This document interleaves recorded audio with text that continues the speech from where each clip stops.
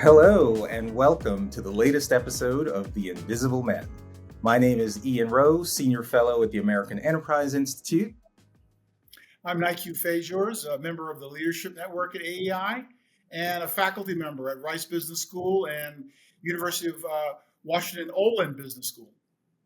Hey, Nique, as always, good to see you. And as our listeners know, we love to talk to incredible, usually Black men who are doing some pretty amazing things that not enough people know about. And we just want to create a platform to springboard their efforts. And we've got someone who's already on the rise, Coleman Hughes, who I've gotten to know over the last few years. Our listeners might know Coleman. Coleman, graduate of Columbia University, writer, philosopher. You've probably seen him on CNN. He's writing for the Free Press. You may also have seen him a few years ago testifying against reparations during that tumultuous time.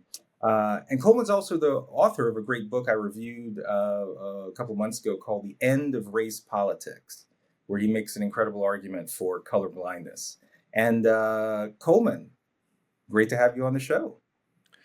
Thank you very much. It's good to virtually see you again, Ian. It's been a little while, and it's good to virtually meet you, Nique. Thank you, Coleman. Yeah. Same here, my friend.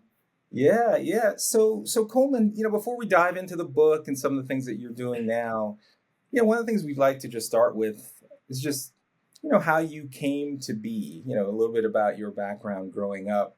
And in particular, this idea, like, when did race become a thing? Like you were living your life, enjoying, and then suddenly, like, whoa, people seem to notice me differently, or I think differently about this thing called race. Yeah, so I'm from Montclair, New Jersey, which is, everyone seems to know Montclair. I usually don't even have to explain where it is or what it is, but it's a town about 12 or so miles outside of New York City. It's a liberal town. It's a racially diverse town. It's a town has a reputation for being friendly to interracial couples, to gay couples, and so forth. You're not going to find a Trump sign on anyone's lawn. But it's also a very racially diverse town. And I had a great upbringing. I had friends of every race. And when I was a kid, I did not think of them as belonging to a race. My friend Jordan was Jordan. My friend, Javier was Javier. I thought of them by their first names and by their attributes. So I really was, as many children are, really as children are largely by default, colorblind. Now my experience, not only individually, but observing other people, is that there are two layers to racial awareness. There's the innocent layer and there's the pernicious layer. The innocent layer is a child begins to realize that just literally people look different and that those differences mark where their ancestors were from. This is a very innocent realization. There need be no deeper meaning to it. And you'll notice this in small children. They'll ask, mommy, why is that man's skin that color? Why is that person's skin that color? And that's the first layer of literal racial awareness that which is, in my view, pretty much all a kid needs to know is that people look different. Humans come in all shades based on where your ancestors come from, and you never treat anyone different, never judge anyone on that basis. So I had that level of awareness, as a 5-year-old or, maybe a 7-year-old. And then there's the next layer of awareness is when your race takes on meaning, deeper meaning that it really shouldn't. And I don't think that happened till I was well into my teenage years. Like I could appreciate a well-timed, well-crafted joke at anyone's expense racially. Like I learned Asian jokes from my Asian friends. I made Black jokes with my Black friends. I learned Jewish jokes from my Jewish friends. And that was... Do you remember any? Not that I'll repeat on this forum. But all of that was just a way of actually bonding with people and innocently and benignly talking about differences in cultures and so on and so forth. But it wasn't until I was 16 I went to something called the People of Color Conference that my school kind of gave me the option of going to, and I did it because it was, I was allowed to miss class, and it seemed fun. What it really was a 2 or 3 day intersectionality critical race theory workshop, though I would not have known to call it that at the time. It was the first time I had heard concepts like white privilege, systemic racism, internalized racism. And this is back in 2012, before those words had really entered the broader culture. So that was the first time where I feel that my race was fetishized. And I use that word very intentionally, because the difference between the liberalism, the MLK style liberalism I grew up around, and this People of Color conference was that my being black was made out to be this magical thing that actually made me in some way better than other people. And I'd never experienced that before. I had experienced learning all about the civil rights movement. I had experienced feeling chills listening to Martin Luther King's I Have a Dream speech. I had experienced my grandparents showing me the names of our ancestors in wills and all of that. I had not experienced my blackness being like a magical aspect of my identity that made me better than white people or better than anything. And that was like a fundamental category difference that seemed strange and quasi-religious, mystical. And anyway, I went back after those 3 days, went back to my high school, resumed my normal life, and kind of filed that away as a weird culty experience that I probably would never see again. Then I went to Columbia University 2 years later, and that was kind of almost the mainstream culture at some level. And that's when, it was at Columbia, to make a long story long, where I first began writing about race, really just for myself to understand, because I felt the kids around me were so pessimistic. I was reading in the campus newspaper all the time other black students at Columbia that would say things like, I experience white supremacy every day on this campus. And for the life of me, I was trying to understand what it is they could possibly mean by that in the least racist place I had ever experienced in my life. So I began writing for myself, and eventually tried for the campus newspaper, and eventually my career unfolded. Yeah. So when you were at that People of Color conference, and there's sort of like this magic aura around being black, did you feel that there was a hierarchy even within the people of color? Like was there like there was some like tinsel around you, but there's like little trinkets around Hispanics and a little less around Asians? Like what was the Actually, yeah. I mean, it sounds ridiculous to put it that way, but that's exactly what it was. It was yeah, it was, and again, I wouldn't have known to call it that at this time, but it was intersectionality turned into a status hierarchy. So it would have been, even if I were a gay black woman, that would have been, I would have gotten even more of that feeling from everyone at that conference, that you are, you're practically a wizard. You're basically floating above ground at that point. And yeah, so, and again, when I got to Columbia, it turns out this culture had, at least at the elite Ivy League schools, had really become the culture. So so? speak. Go ahead, Ian. Well, I just want to ask one final question on this. So when you were feeling that aura, did it actually make you feel good? Like, wow, that's kind of cool that people are recognizing me in this way, or did it feel being objectified? So so it's weird. Was it a weird good? Is it a like, yeah, I kind of dig this. I kind of like being viewed as sort of elevating this kind of what may have seemed marginalized. Now I'm kind of the in kid. Yeah. So I wouldn't say it felt good, because it felt false, and it felt like it was whatever reverence they had for me was on very shaky ground and could easily dissipate the moment I said something, said the wrong thing. And I don't know if the English language or my mind has the exact word for what that feeling is. It's one of those things. I feel like German probably has like the perfect 10-syllable word for it, but it's like a good feeling that you're very suspicious of. That's well said. So it's almost as if there's a script that you must follow to maintain your status. And if you don't follow that script, there's all sorts of consequences. Yeah, that's right. Going back to Columbia, one of the events at Columbia that frankly never leaves my mind, and I wrote a short piece about it a few years ago where I literally compared Emmett Till to Tessa Majors, right? And so Emmett Till, we never forget about. We're told to never forget the brutality and the violence. But Tessa Majors, my sense is we're told to forget about her. And I think you were on campus when she was murdered. I'd love to get your perspective on the event and the aftermath of it. It's funny when you said Tessa Majors, it took me 2 seconds to remember who you were talking about because it's been so long since I heard her name. Tessa Majors was killed, if I recall, stabbed to death, right?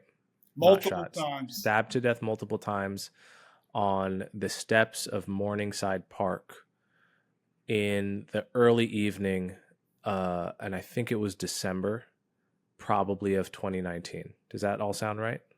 That does sound right. Her assailants were, maybe 14, 15-year-old black kids. She eventually, now, if I recall, it might have been even 13. 13. One of them might have been 13. So I lived on the other side of Morningside Park for those 2 years, which meant every day I walked through that park twice, once to get to school and once to come home. And there's only one way through the park. It's really the one staircase, unless you're going to go all the way around. So I walked on that same staircase where she was stabbed to death around 45 minutes after she was stabbed to death. And by then the area had been cleared, so there was no sign of it, but we all heard of it. And the part that was most shocking to me is there were several days where her assailants were unknown. And I remember approaching a police officer in Morningside Park a day or two after, when her murderer was still unknown.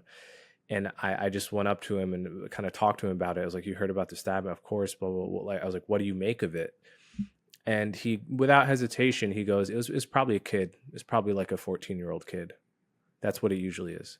It turned out to be exactly right. I was shocked when he said it, but it was so commonplace to him. It was his first instinctive guess that it would be a 14-year-old, a teenage kid that stabbed this girl to death in what was apparently a robbery gone wrong, or some kind of initiation thing, or some mix of the two. And that it was disturbing to all of us, precisely because it could have been any one of us, and those are the scariest kinds of crimes. And the other last thing I'll say about it, thing I remember about it, was that park was quite dangerous, and we knew that. I've heard it was terrible in the 80s, as a lot of New York was, but my girlfriend had to make the same trip every day, and there was 2 other women that were living in our apartment, and we often would accompany them through the park at night because my girlfriend got chased through the park by a random person and had to sprint. And as part of it's like the ergonomics of the park is like built for crime. It like can't be lit. It's terrible. But yeah, I mean, Tessa Majors was a big deal, and there was, I think, another stabbing very shortly after that of a different Columbia student. It was a very disturbing time. And was it particularly controversial because of the race of the assailants and the victim, or it was just this random event, or was race at the center of it? It wasn't at the center of it, only because every Columbia student understood and had a tacit understanding not to talk about the fact that it was going to be a young black kid. Like, it was going to be, Columbia's in Harlem. If you get stabbed by someone, there's a 90% chance that that person who stabbed is a black person. And in fact, I think it's a legal mandate that every time there is a crime around Columbia, we have to get an email about it with the picture of the criminal. It's called the Clary crime system or something. So once a week, we would get an email of someone stole an Amazon package from an apartment building. And almost literally every time it was a black person. I mean, 80% of the time, maybe more, it was a black person. So that's something Columbia kids, I think, don't talk about, wouldn't want to draw attention to for understandable reasons. But it's also the reality and it should be, I think, honest, responsible people should be able to talk about that without the fear that we are recycling and reviving white supremacy. But yeah, I mean, this was a case where, again, it was a young black kid. And Ian, one of the things that really was disturbing about it, as I remember it, is that these perpetrators were called victims as well. So is it one of those classic? There were two victims in this murder. Tessa Majors was only one of them. These poor boys that, stabbed her to death and then watched her crawl up the stairs, bleeding out, trying to get help, were somehow victims. And again, it's part of that narrative that's so incredibly illogical and uncomfortable. Yeah, I mean, if you can forgive or apologize for or make excuses for stabbing a random stranger to death, then you can excuse anything, I would say. I mean, it's one thing to make the case that he was a 13, 14-year-old kid and should be treated differently than an adult should be, which I agree with. But, the act itself can't be excused on the grounds of really anything. Yeah. There's this line that you have in your book, The End of Race Politics, where you're talking about black students, kind of the flip side of this phenomenon, where rather than being perpetrators, the black students, some of the most privileged kids in the country, were like incessantly, being violated or somehow harassed by white kids. And he said, quote, "It felt as if I were dropped into a simulation where the real racism dial was set close to 0, but the concern about racism dial was set to 10, end quote. Why do you think that phenomena occurs? Like, what is it that drives this need for privilege, particularly black kids, to embrace this victimhood? Is it the counterbalance to the narrative of seeing black perpetrators every week committing crimes, and it's almost like you have to overcompensate because you have such privilege? It's a good question. I don't quite think it's that. I think it has something to do with finding an identity you feel good about on a campus like that, and that you get applause for, not only from your fellow students, but also from your professors. I mean, I think that if you're a black student at a place like Columbia, you may or may not struggle to fit in for totally mundane reasons that every college student experiences, or for reasons of, like whatever it is, you maybe you feel you're struggling in class a little bit. And you want to find an identity for yourself, something to be proud of, something to wear, some kind of badge to wear to stand out. And one way to do that as a black person is just to be the black person that is writing and kind of shouting from the rooftops about how racist people are. And you'll find that reality, the constraints of reality, are not a barrier to lots of the white students like lapping that up. It doesn't matter actually if there's white supremacy on campus. If you say that, a certain subset of students will think you're cool for it. And you can basically stay in an ethnic studies program where you can do all of your theses and all of your classes in spaces that just don't push back against any of those kinds of claims, and you can become friendly with the professors that will pat you on the back for it. So all of that it's kind of status on the cheap for a lot less effort than it would be required to try to make a name for yourself in the chemistry department or something. Right. And You and, know? and sort of the sort of applause you're saying accrues to black kids who adopt that identity. The flip side is the white students that then, express their guilt, they also gain some kind of applause. That's right. Yeah, they gain some kind of applause. They gain some kind of psychic, psychic completion from being made to feel guilty. There's some need there that's being filled. I think it's hard to doubt that. And so yeah, it's a very strange social dynamic. I mean, if I were an alien, dropped in from space to observe it, I would have a weird report to make back to my, whoever's funding my research program on Mars, because Tell me this, Coleman. Do you think non-black people should get a pass on using the N-word? How do you view that word? personally, I think it depends on the context. I personally don't care, as Schoolboy Q said to one of his crowds like 10 years ago. Like, I don't care if a white person is singing along to their favorite rap song and says the N-word. It doesn't bother me personally. I'm not saying it's wise given the current climate, but I wouldn't consider that person a racist. If you're hurling the word at me, I think that's a whole different story, and I would very much consider that racist. And I think for the most part, it comes down to context and who you're around and how you're saying it and why you're saying it, which is true of every word.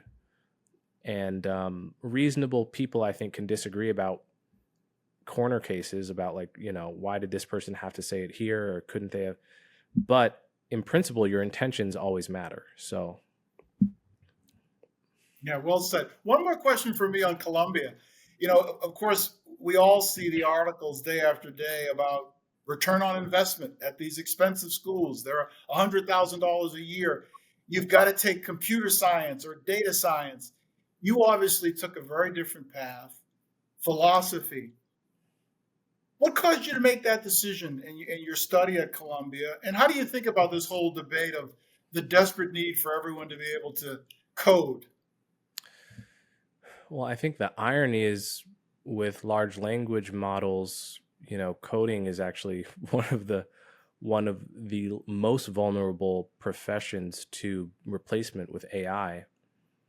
I mean, it turns out LLMs are just incredible at coding.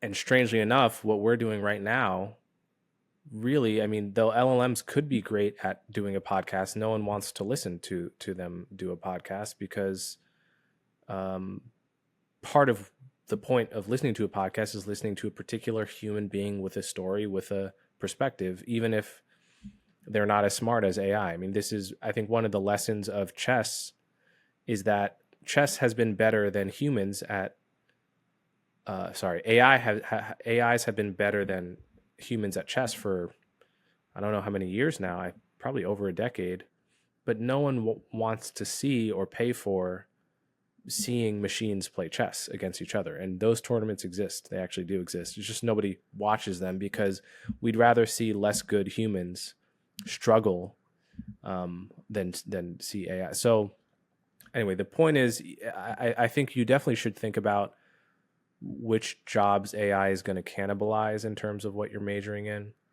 I wouldn't necessarily recommend following my route because my route is pretty non-standard and not easy to replicate. And I do recommend like thinking about college as an investment that should have a return. But again, it's like one of those rules of thumb that many people should violate, but it's still a good rule of thumb. Ian, should we move to our speed round? Yeah, sounds good.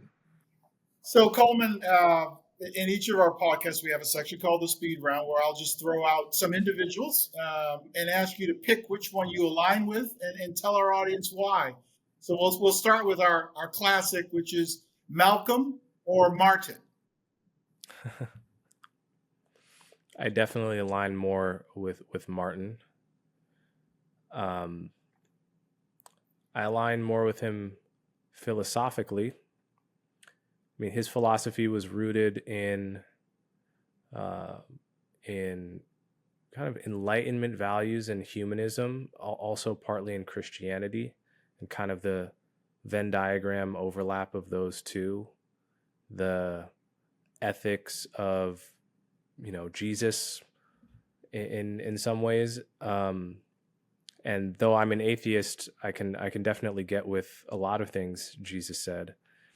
I mean, fundamentally, he had a vision for America that transcended race, that said, it doesn't matter whether you're black or you're white. We are brothers and sisters in this country. We have to live together, and we should live together on terms of equality, not just legal and political equality, but true fraternity, true brotherhood, the beloved community. I mean, to me, that ethics can't really be improved upon in the American context. I don't think you improve upon it by doing what early Malcolm X did and, really arguing for racial tribalism.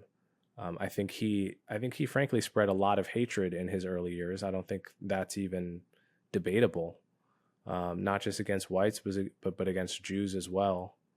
And he moderated quite a bit in his later life, and I appreciate that about him. But overall, I think Martin Luther King was a much wiser human being. All right, we'll give another one that's a little bit lighter. I think you know both these individuals, Tucker Carlson or Joe Rogan. So wait, you're asking me to choose between those two? Yeah. Oh yeah, Joe Rogan by a mile. I mean, I think Tucker Carlson is increasingly a fraud and kind of a crazy person. I say fraud because we've seen the texts of him during the Dominion lawsuit, basically saying he hates Trump, thinks Trump is like a demonic force, and he can't wait till Trump is off the American political scene. Yet he defends Trump all the time, right? At the very same time as he was sending those texts. So I think there's a two-facedness about him. There's a performer quality about him, and he's a very good performer, but it is kind of a performance. And then recently on Joe Rogan, I mean, his descent into taking it as obvious that not only are UFOs real and alien beings, but they've been here for tens of thousands of years, and is like, he takes so many crazy claims as just obvious that I begin to doubt his grasp on reality. Notwithstanding that he used to be a pretty real journalist, his stuff back in the day was pretty sane. A lot of his writing back in the day was sane and actually impressive. Rogan, I think, has a superpower, and I don't agree with him on everything, as you could hear from my last episode with him where we talked about Israel. I think he is an honest person that comes at his views honestly. I think he's the same person off camera as he is on camera. In fact, I know that. And he has a superpower, which is that he can talk to anyone and know the limits of his own knowledge on subject matter. So I appreciate that a lot about him. That's great. We've got one more, and it's appropriate for you. Our audience may not know, that in addition to all the things that Ian described about you, you're a musician and you cover a lot of genre. So I have to ask, Drake or Kendrick Lamar? Oh, that's the hardest one so far. I mean, I'm such a fan of both of them. I love both of their music and have for a long time. It was actually painful for me to see their public feud. I thought, I mean, in some way, I thought you can't deny that Kendrick won it because it's not really up to individual choice. It's a collective, it's kind of like an election. Like the people decided that Kendrick won, I think. And I think if you polled people who paid attention, you would see that. On the other hand, I think people decided that Kendrick won before it even started in many ways. I think that Kendrick has long been a darling of the tastemakers in the hip hop community because he has a really progressive BLM type politics. And Drake has represented something that a lot of people in hip hop are uncomfortable with, which is, first of all, like they suspect he's not really black because he's only half black. And they also suspect that he's a phony when he raps about anything gangster or violent. And there's a whiff of artifice about him that rubs people the wrong way. And he's way too popular, which people hate. I think, which is the best way to get a target on your back. And so I thought this was, in a way, I think Kendrick won a rigged game. And it's not that he didn't deserve to win it, because on the merits, he was great too. I thought Drake had a lot of great bars as well. But the match was decided before it really began, I think. Wow. I just saw for the first time, is it We Cry Together? Yeah. It was, I wanted to hate it because it was just curse after curse and just like this terrible conversation about this man and woman, just hateful. And I was just drawn to it. Mm-hmm. I mean, what do you, I don't know. I'm curious if even that piece, because it's this creative expression, which is so vulgar and yet beautiful in a very weird way. Yeah, it's raw. I mean, it's like a movie or something. It's like like a raw expression of male and female anger towards each other in the context of a relationship that I think is like, hopefully, hopefully you don't speak to your significant other that way, and you're not spoken to that way, but there are times when you feel that way, right? And I think that's what's relatable about it. There's a kind of like those two people are kind of a stand-in for a kind of male and female version of toxicity that is common and recognizable, and he evoked it so well. He's a genius. I mean, I think they're both geniuses, and that's still my view. Frankly, I think, like I said, people were very unfair and decided that Kendrick won immediately because they kind of preferred him to begin with. The tastemakers in the community preferred him to begin with, but they're just both fantastic artists. Yeah. All right. I mean, I know we got to go soon, but just a couple questions. I want to talk to you about end of race politics, and there was so much that you were able to push forward this concept of color blindness, which we've been talked about, but you made it more concrete through your book. I just want to ask you the reason it seems the concept of color blindness is so hard for people to absorb is that we live in a society that has real racial disparities, right? That there are true, I mean, I run schools, and there are significant differences between reading levels of Black kids in our country and white, and it's been that way persistently, even though the majority of white kids can't read at grade level in our country. But still, but we're not as obsessed with why the majority of white kids can't read as much as we are as the disparity between Black and white, or crime rates. And so it always seems like color blindness runs into the buzzsaw of well, the disparities exist, and so therefore the culprit is racial discrimination. How do you think we can have a conversation about pursuing color blindness in the face of these kinds of racial disparities? I guess there's two elements to it. One is the point Sowell has dedicated half his career to, which is that disparities abound and are not usually caused by racism. And that in a multicultural society, you should expect there to be disparities, even in the absence of racism. I mean, there are a million ways to sort of prove that that's true, but you can just look at the large disparities between ethnic groups of the same race that you and I couldn't even tell apart. So there's that, like, knocking down that belief in people's heads to the extent it's possible gets you a long way towards having a much more sane conversation. Unfortunately, it's a very hard belief to dislodge in people's minds that haven't taken seriously the arguments against their position.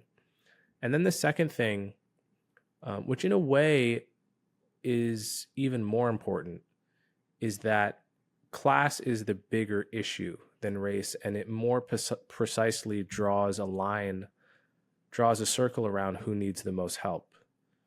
I think you can get very far simply pointing out that an upper middle class Black kid like me from Montclair doesn't need to be spoken of as part of the racial disparity problem, even though I'm a data point in all those statistics, right?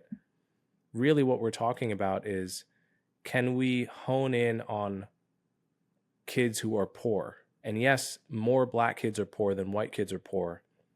But if you want to really accurately and surgically target who needs the most help, you should be thinking in terms of poverty more so.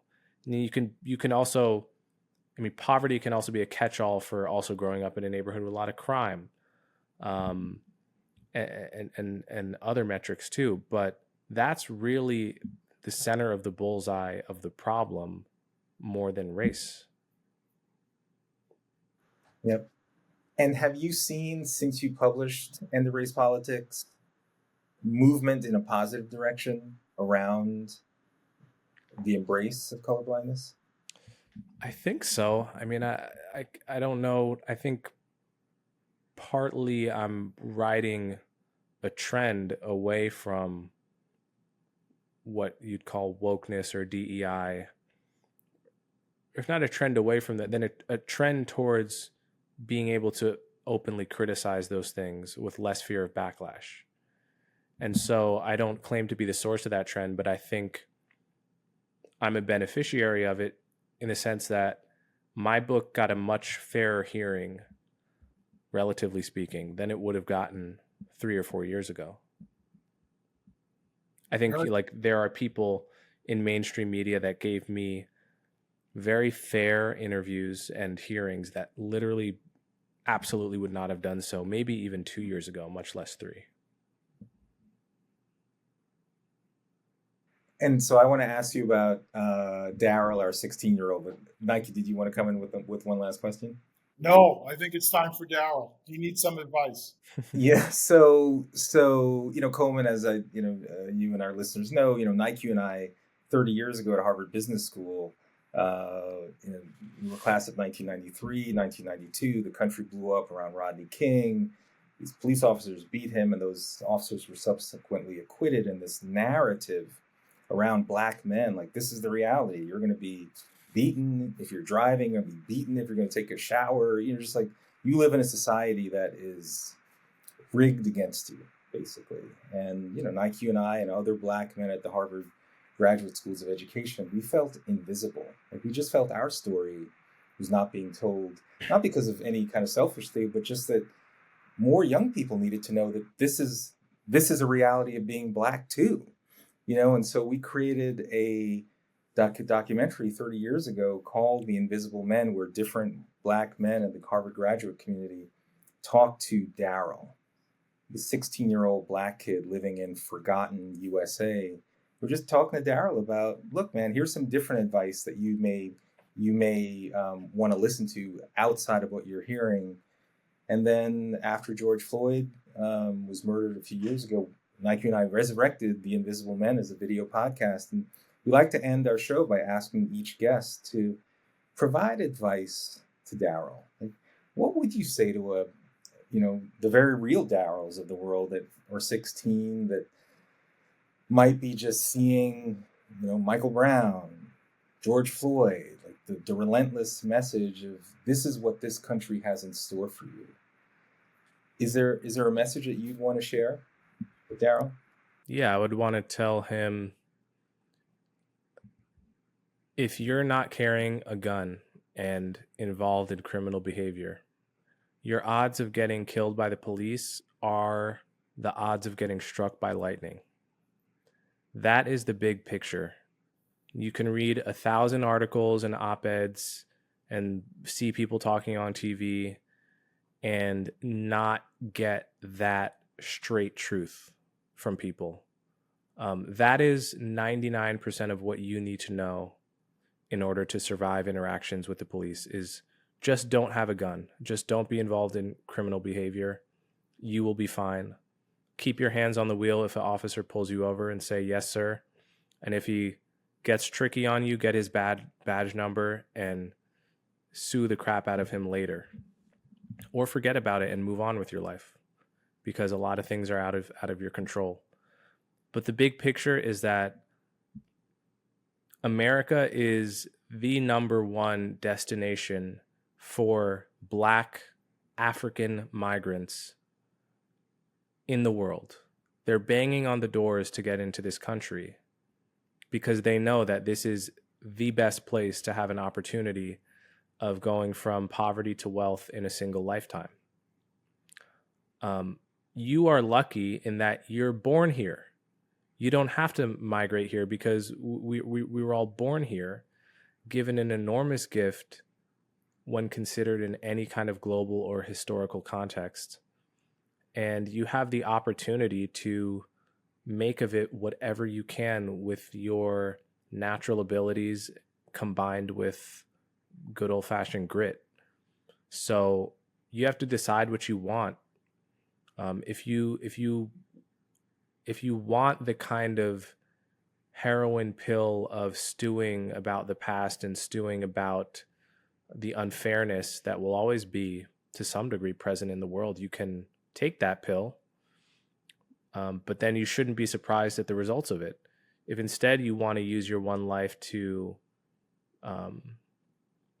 build something for yourself, maybe for your family, this is the best place to do it. And so it is. Coleman Hughes, as always, thank you for your thoughtfulness, perspective.